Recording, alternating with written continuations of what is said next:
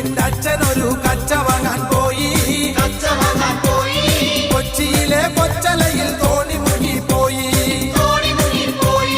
കണ്ടിരുന്ന ചമ്പരത്ത് റാഞ്ചി കൊണ്ട് പോയി. തെക്കൊരു തൈമണലിൽ കൊണ്ട് ചെന്ന് വെച്ചേ. കൊച്ചു കുഞ്ഞിന്റെ അച്ഛനൊരു കച്ച വാങ്ങാൻ